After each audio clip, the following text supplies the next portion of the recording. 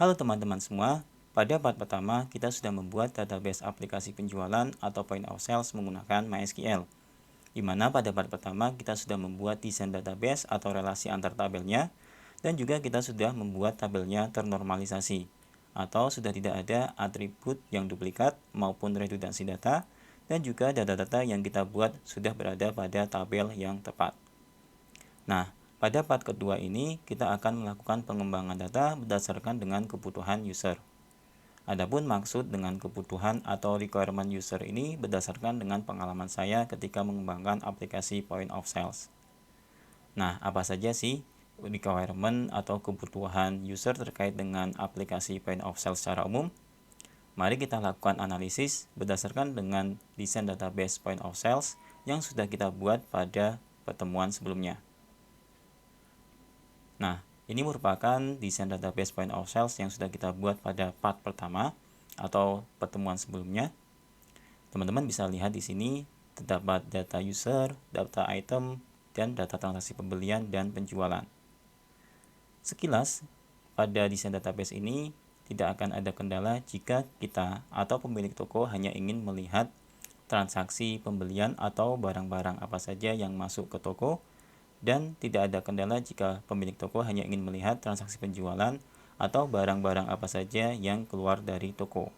Nah, namun ternyata dengan desain database ini kedepannya akan terdapat beberapa isu. Isu yang pertama terkait dengan transaksi pembelian. Di sini pemilik toko tidak mengetahui siapa pemasoknya atau siapa supplier yang memasok barang-barang ke tokonya, di mana data supplier atau pemasok ini penting bagi pemilik toko jika sewaktu-waktu pemilik toko ingin melakukan retur ke suppliernya atau retur barang ke suppliernya. Nah, isu yang kedua terkait dengan transaksi penjualan. Di sini pemilik toko tidak bisa mengetahui siapa pelanggan atau customernya, di mana data pelanggan atau customer ini sangat penting bagi pemilik toko jika sewaktu-waktu pemilik toko ingin melakukan promosi yang harus menghubungi customer-customernya agar terjadi yang namanya repeat order. Nah, isu yang ketiga terkait dengan data item atau pada tabel item, di mana pada data item ini belum terlihat harga jual item atau produk. Di mana harga jual produk kita tahu suatu waktu bisa berubah. Otomatis kita perlu menambahkan data tersendiri terkait dengan harga jual item atau produk. Nah, selanjutnya terkait dengan stok. Pada tabel item ini, stoknya hanya masih menginformasikan stok saat ini, belum sampai menginformasikan riwayat stok. Nah, riwayat stok ini diperlukan oleh pemilik toko untuk mengidentifikasi produk-produk mana saja yang akan habis dan diperlukan yang namanya restock. Nah, terakhir terkait dengan promosi. Jika pemilik toko ingin melakukan promosi, pasti terkait dengan yang namanya diskon. Nah, di sini berarti perlu yang namanya data diskon yang terhubung dengan data item agar bisa dilakukan promosi ke customer. Jadi pada data item intinya ada 3 tambahan data yang diperlukan untuk menjawab berapa harga jual dari item tersebut, kemudian untuk menginformasikan riwayat stoknya, dan terkait dengan diskon untuk menarik customer terkait dengan promosi. Oke, itu semua merupakan informasi tambahan terkait dengan kebutuhan atau requirement user pada aplikasi Point of Sales atau aplikasi penjualan. Jadi bisa disimpulkan pada part kedua ini kita akan membuat beberapa tabel baru dan membuat beberapa relasi tabel baru. Nah, untuk tabel yang akan kita buat seperti tabel pemasok, tabel pelanggan, dan membuat relasi pembelian dengan tabel pemasok, dan membuat relasi tabel penjualan dan tabel pelanggan.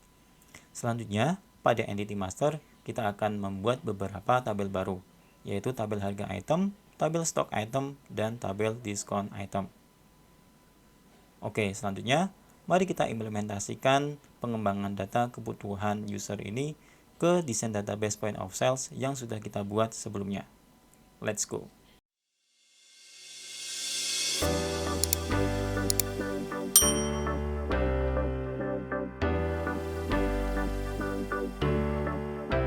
Selanjutnya, mari kita implementasikan desain database pada part kedua ini, di mana kita akan menambahkan beberapa tabel dan membuat beberapa relasi baru. Nah, ini merupakan desain database pada part sebelumnya. Kita akan menambahkan beberapa tabel. Yang pertama, kita akan mulai dengan tabel supplier. Di sini seperti biasa, setelah kita mengisikan nama, tabel, dan kita isikan beberapa atributnya. Ini kita isi ID, kemudian name, kemudian PIC-nya, kemudian font, kemudian mungkin kita bisa tambahkan beberapa atribut lagi seperti address atau alamat dan statusnya. Untuk ID seperti biasa kita menggunakan integer dan kita set ke auto increment primary. Untuk name kita ganti varchar 50, kemudian PIC-nya varchar 50. Ini kita varchar untuk fontnya, nomor HP 14, dan address kita bisa menggunakan teks. Selanjutnya untuk status, sepertinya kita tidak butuh status, kita hilangkan saja. Nah, selanjutnya saya rasa cukup 5 atribut ini untuk supplier. Mungkin jika teman-teman ingin menambahkan atribut yang lain yang sepertinya dibutuhkan, silakan bisa teman-teman tambahkan sendiri ya. Oke, selanjutnya kita save. Nah, kita load di sini. Apakah sudah muncul?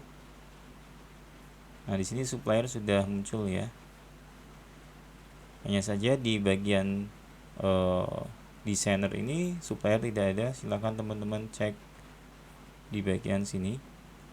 Jika tidak ada, mungkin dikarenakan desain database yang ada di sini, designer di sini sudah menyimpan untuk tabel sebelumnya. Atau bisa kita coba reload terlebih dahulu. Oke, ternyata kita perlu merefresh atau mereload browsernya terlebih dahulu, dan kita klik supplier dan suppliernya akan muncul.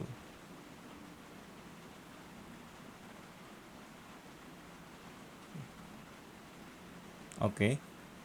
Nah, mungkin nanti kita akan buat relasi supplier dengan transaksi pembelian.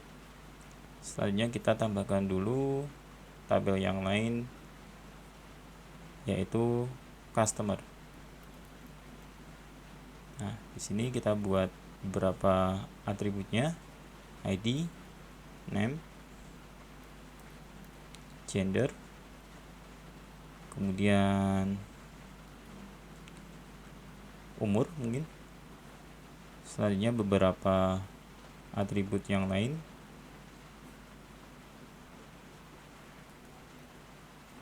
nomor HP, kemudian mungkin email, dan mungkin alamat.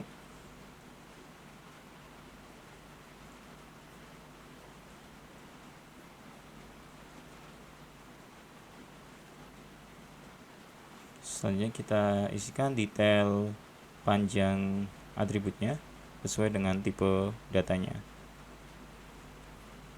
Di sini untuk gender kita bisa menggunakan enum.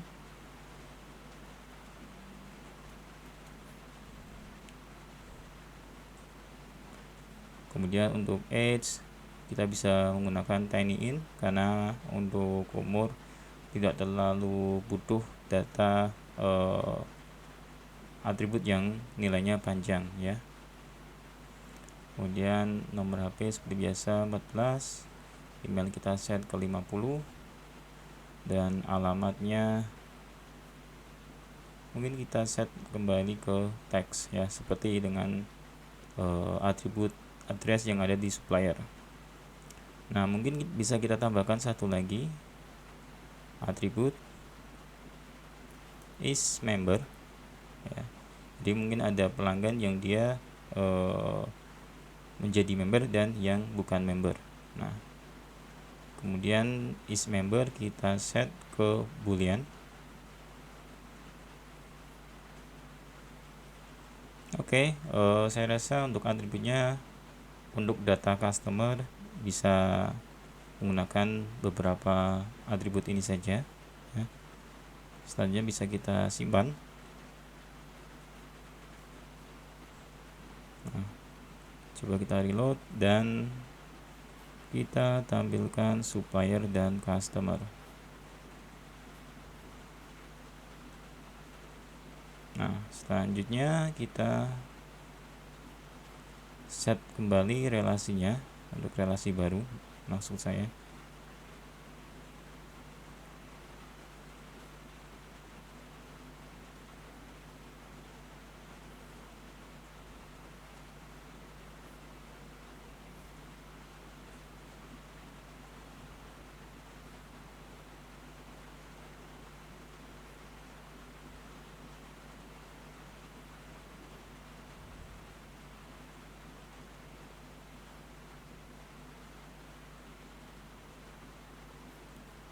Oke, setelah itu kita save dulu biar posisi tabelnya masih tetap seperti ini. Jadi kalau kita save ya, kita refresh, nanti posisinya masih tetap seperti ini. Tapi kalau kita lupa menyimpan desain database ini ya, kalau kita lupa menyimpannya, ketika kita refresh nanti posisinya akan kembali ke semula. Nah, sekali lagi untuk membuat relasi antara tabel supplier dan transaksi, itu berarti kita butuh yang namanya foreign key di tabel transaksi ya, transaksi pembelian maksud saya. Nah, bisa dilihat di sini belum ada foreign key dari supplier. Dan juga sama untuk transaksi penjualan, belum ada foreign key dari customer. Nah, kita buat foreign key-nya terlebih dahulu.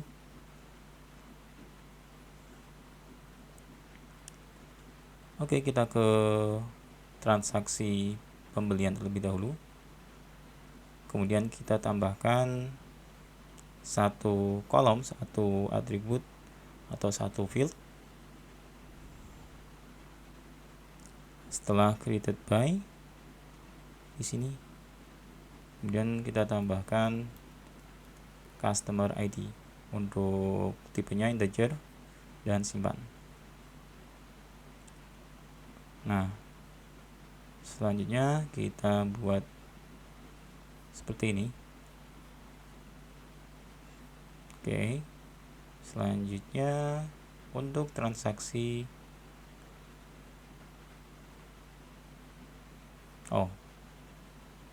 ini salah ya, bukan customer ID, harusnya supplier ID.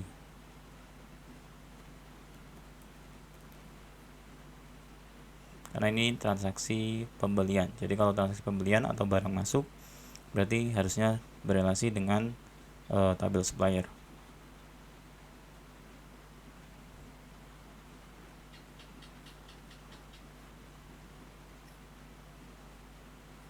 Oke, selanjutnya transaksi penjualan. Kita tambahkan satu kolom setelah created by, dan ini baru customer ID. Nah, selanjutnya kita set atribut-atribut kuncinya. Oke, kita refresh. Nah, sekarang pada tabel transaksi pembelian ya dan transaksi penjualan sudah memiliki foreign key baik dari supplier maupun dari customer. Nah, di sini baru kita bisa membuat relasi tabelnya. Seperti biasa, kita buat relasinya dan set foreign key-nya.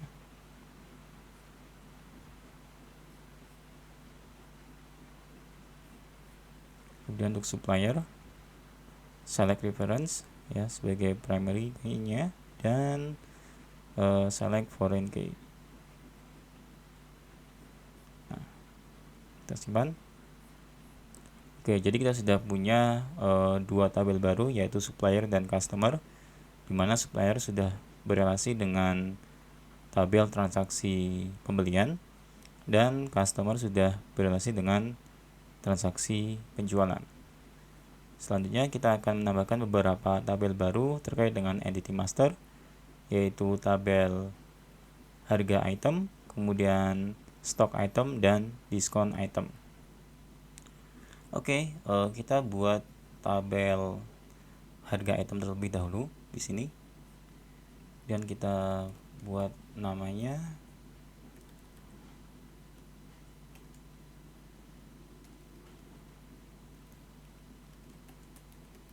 harga item.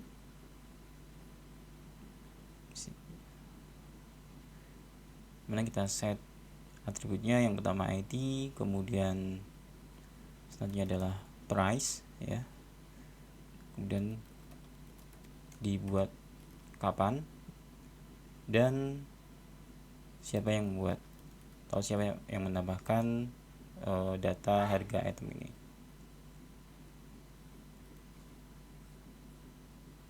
Mungkin kita set urutannya seperti ini ya. Price, kemudian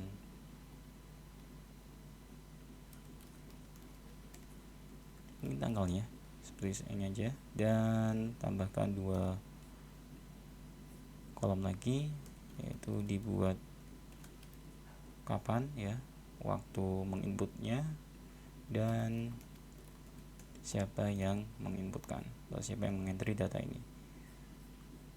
Oke, di sini kita set auto increment dan indeksnya adalah primary. Untuk item ID juga kita set ke primary. Untuk price kita bisa gunakan float atau double ya. Di sini kita set ke date dan created at kita gunakan date time. Seperti biasa kita gunakan current timestamp untuk default value-nya, dan created by masih menggunakan integer. Di sini kita set juga untuk created by primary.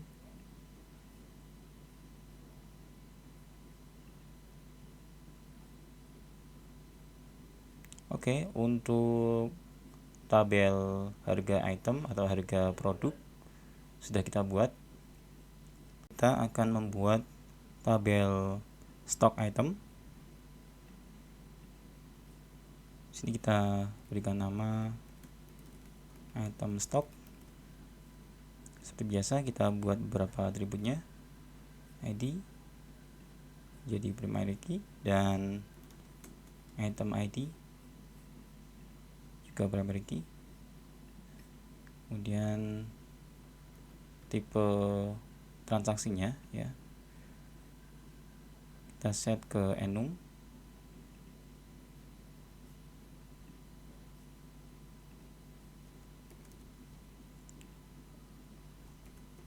Kemudian kita set enum value-nya yaitu in dan out ya, untuk melihat apakah stok ini dari pembelian atau dari penjualan untuk update stoknya.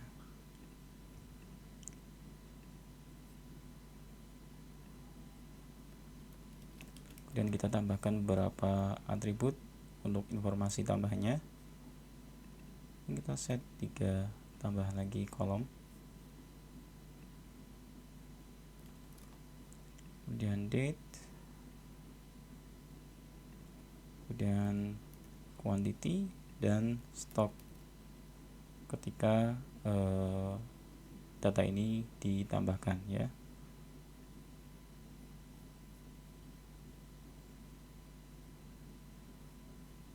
Oke, saya rasa cukup. Selanjutnya bisa kita simpan tabel item stok ini atau stok barang untuk merecord riwayat stok. Nah, selanjutnya kita buat satu tabel lagi terkait dengan master entity, yaitu data diskon item.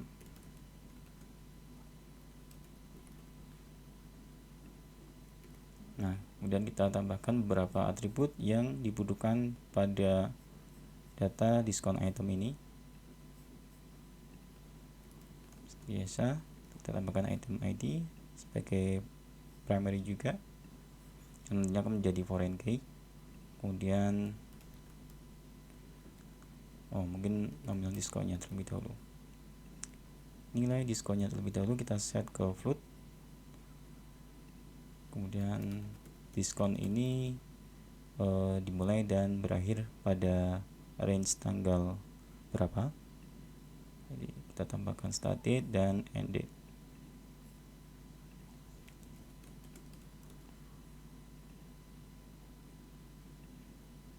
Oke, saya rasa cukup untuk data diskon item ini ya. Atribut-atributnya cukup seperti ini saja. Ini kita simpan. Nah, selanjutnya kita refresh browser yang menampilkan desain relasi antar tabelnya, dan kita tampilkan item diskon, price, dan stop. Oke, selanjutnya kita buat beberapa relasi tambahannya.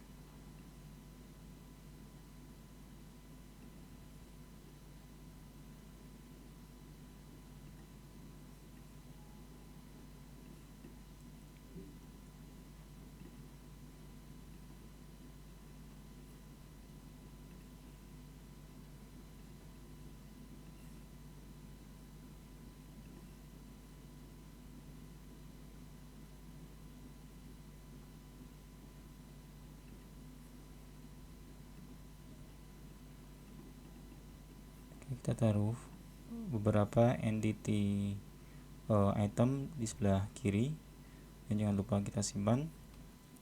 Dan selanjutnya kita buat beberapa relasinya.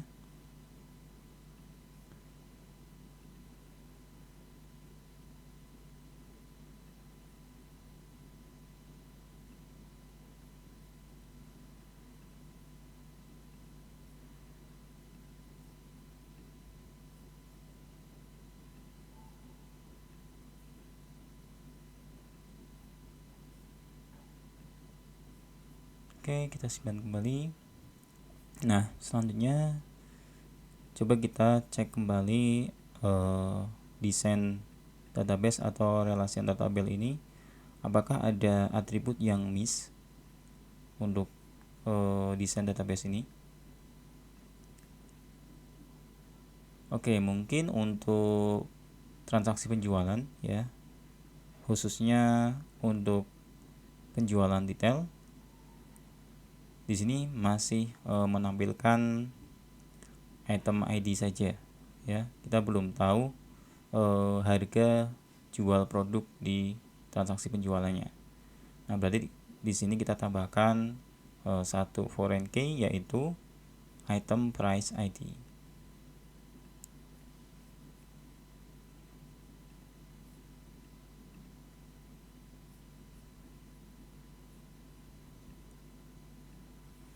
Kita tambahkan item price ID setelah item ID.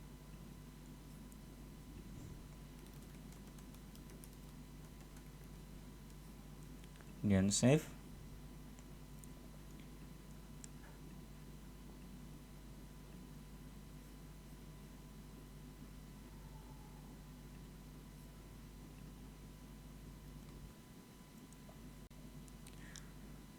Nah, sekarang kita sudah menambahkan atribut item price ID di tabel penjualan detail. Sekarang kita sudah bisa mengetahui harga terkini ketika produk atau barang itu dijual. Oke, kita kembali ke desain relasi antar tabelnya. Nah, selanjutnya saya rasa saya cukupkan untuk desain database aplikasi point of sale pada part kedua ini. Selanjutnya ada PR buat teman-teman semua. Jadi silakan teman-teman lakukan identifikasi pada desain database atau relasi antar tabel point of sale saat ini ya. Nah, apakah masih ada atribut yang miss, yang belum ada? Kemudian apakah ada relasi tabel yang belum normal atau tidak benar ya. Silakan teman-teman identifikasi dan analisis. Nah, untuk sesi ketiga adalah sesi optimasi tabel dan finalisasi data. Di mana pada sesi ketiga atau sesi terakhir nanti kita akan melihat tabel mana yang relasinya masih belum sesuai, dan kita akan melihat apakah ada tabel yang masih belum memenuhi datanya, ya. Nanti bisa kita lihat di sesi ketiga atau sesi terakhir. Dan tentunya kita akan mengecek kembali apakah tipe data yang kita set pada masing-masing tabel apakah semuanya sudah benar. Nah, kita akan cek di sesi ketiga atau sesi terakhir. So, buat teman-teman semua, see you on the next video.